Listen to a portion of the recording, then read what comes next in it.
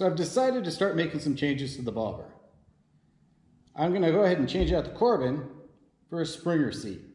Now a Springer seat is the seat you see like on tractors and older motorcycles that have springs on the back. These allow it to absorb some of the road bumps. It will add some play into the seat, so I'm not sure how I'm going to feel about that when I'm riding the bobber, but I'll find out. So I looked at different seats. Some of them are more factory made than others, and there's a couple different companies who make them. But I ended up choosing Mother Road Customs because I actually like the mount they make.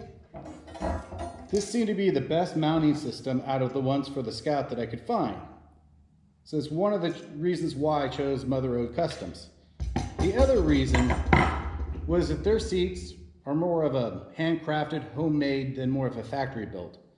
So as you can see, which I'm not going to show you the front yet, you can see the seat here, and it has some curve, which hopefully will hold me into the seat pretty well like the Corbin does. So I'm going to go ahead and put this on and go take it for a ride and let you guys know what I think. So here's a little tip. That bolt right there with the spacer behind it was a little hard to start threading.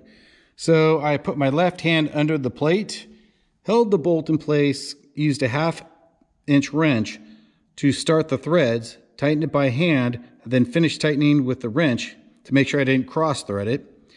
And then up here, you could see the washer underneath, and I did the tip that they suggested, which was to tape the washer to the frame underneath to hold it in place till you're ready to start the threads there. So here's another tip on installation that they give you, and that is to install the springs on the seat before you mount the seat on the bike. Otherwise, you're doing this upside down, and I don't think it'll be too fun. So this is where you position the bracket on the bottom of the seat. I'm going to go ahead and put the seat on and tighten the back springs on. So now you can see how the back is suspended by springs. It wasn't too bad putting the bolts on the bottom there. So I'll go take it for a ride. Alright, so I just visited Bikes by Redbeard down at Hollister Power Sports. Picked up a few more parts that I needed for a couple of the things I plan to be doing to the bike. So finishing the test ride with the Springer seat here, and I'm showing you guys the sunset. Before the light goes away, you don't see shit. So far the Springer seat's been treating me good. It takes and smooths out the ride quite a bit. The big bumps you still feel, but they're not that bad. With the Corbin and the stock seat, the big bumps are sort of bone jarring, I guess you could say. With this, it dampens it quite a bit. So far, the movement in the seat isn't too bad. So when I accelerate, it does squat a bit, so I do feel it move when I accelerate.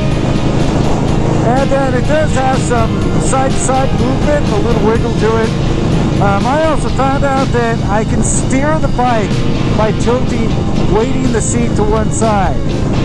So if I just put more weight on one side of the seat, the tilt of the seat will steer the bike, which is a sort of fun little feature. Maybe I can learn how to use that in the curves a little bit. Not sure. So far, so good. The seat's really comfortable right out of the bat. It is narrow in the front, so if you have any issues with reaching the ground at a stop, it'll actually help you out there because it's easier to reach the ground with this seat compared to the Corbin.